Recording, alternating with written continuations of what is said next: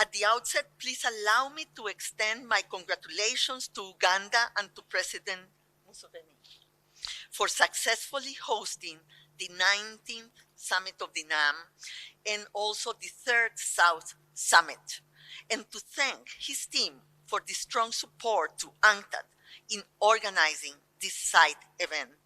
Really, congratulations to you, President Museveni. Great job and very important for all of us. I also would like to express my appreciation to the Chinese government for not only co-hosting this side event, but also providing generous funding support through a technical cooperation project with UNCTAD. And that project has produced very valuable material to learn from the development process of China. We were discussing today, President and dear Miao, that one of the things of the rising of the global south is that the recipes just don't work. We know that all countries have their own path to development, but we can learn from each other. And what this project has allowed us is to learn from the different paths to development and from the Chinese experience. So 2024, as was said, marks the 60th anniversary for both UNCTAD and the G77 in China, and we will organize a series of events for this celebration, of which I want to extend a very special invitation to President Museveni and to China to really join us, because it's this unique collaboration in the multilateral system what can really make a difference. In 1964, the first UN Conference on Trade and Development was held in Geneva, with the aim of examining the obstacles that developing countries, many of which had only recently gained their independence by then, were facing in building economies that could deliver on the hopes and aspirations of their populations. From the outset, UNCTAD insisted that the development challenge was as much an international as a domestic one, and that the rules and institutions established at the end of the Second World War to manage international economic relations would therefore need to undergo reforms to better reflect development aspirations. Since its inception, UNCTAD, working closely with the G77 in China, has been a champion of South-South economic cooperation and South-South cooperation at large. Much has changed during these 60 years, but if there is just one lesson to take from that history, is that progress has been made when the South has acted together to push for a fairer and better international system. And I really believe this is the time to do it again and push for a meaningful transformation. It is no coincidence that the growth of the global South as an economic force accounts for 42% of all of the world's economic output today. And that took place in a context where South-South trade and South-South cooperation grew faster than North-North or South-North relations. And remarkably, most of this change has taken place in the last 30 years. Let me give you these numbers. In the late 19th century, North-North trade accounted for around 80% of all global trade. 100 years later, in the 90s, it accounted for around 60%. So in 100 years, it went down only 20 points. Today, barely a generation later, North-North trade only accounts for 25% of the world trade. So to say that the change has been tectonic is to sell it short. The global South is now the most dynamic force in the world of trade for the first time since the advent of colonialism and industrialization. China's contribution to these outcomes has been key in the rise of the Global South and the restructuring of trade.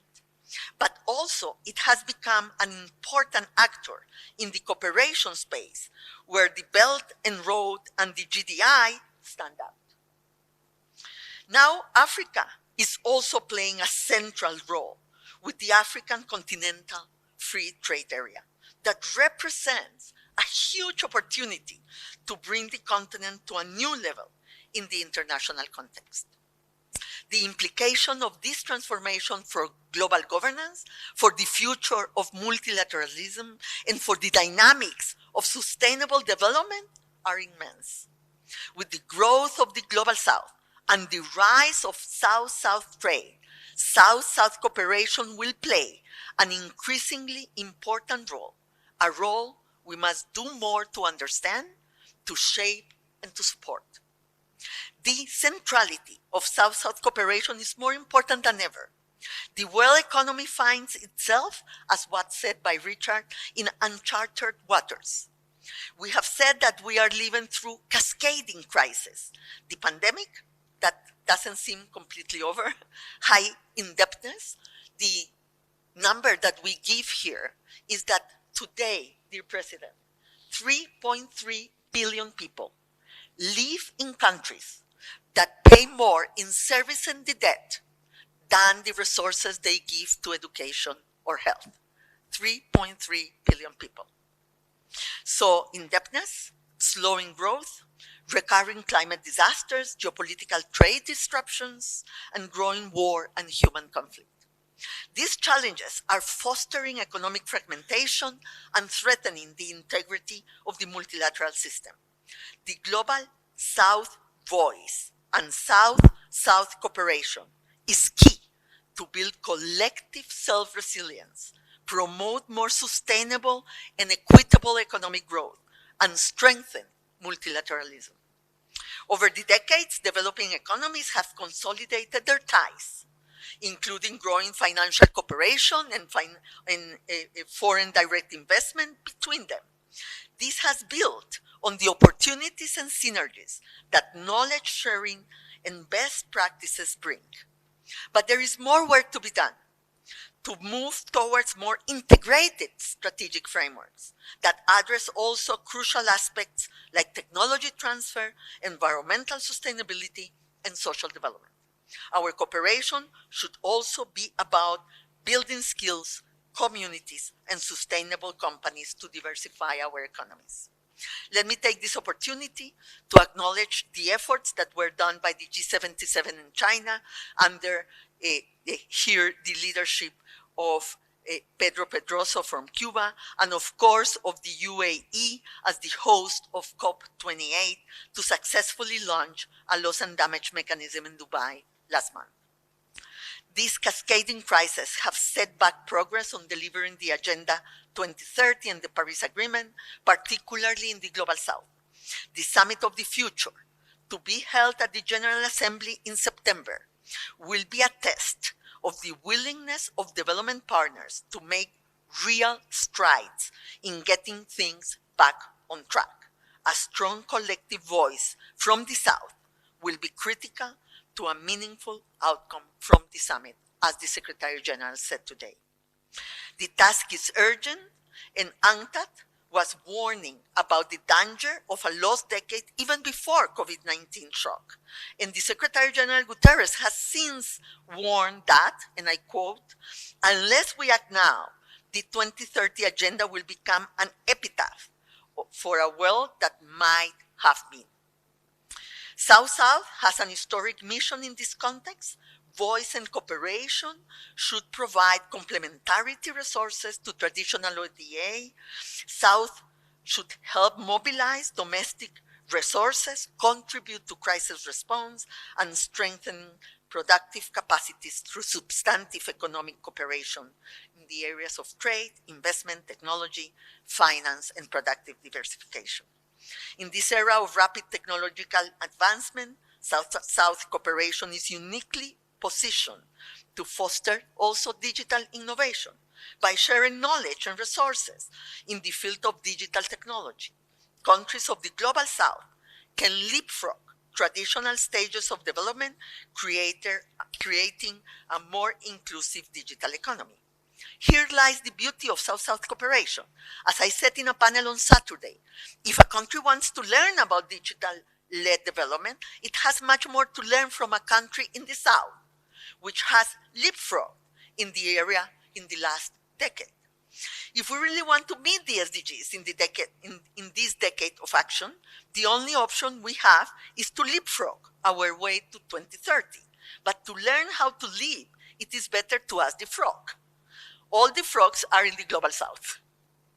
So, Your Excellencies, the expanded economy of the South and dynamic economic cooperation have gradually but significantly changed the international economic landscape, which has helped further build the greater confidence and solidarity of the Global South in international affairs. We've seen increasing South-led initiatives such as the expanded BRICS, New Development Financing Initiative, regional trade and investment agreements, climate cooperation.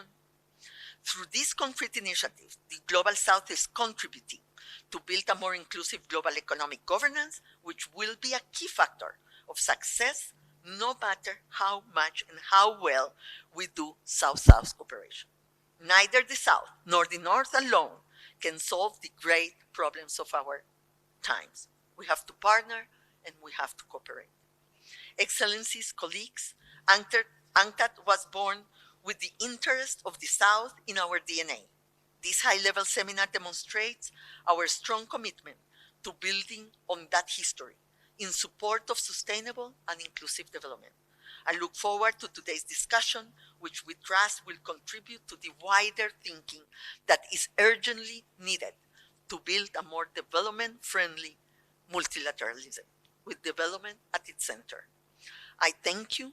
Wibali Inio? Is that, yeah? Understandable? Yeah. Thank you.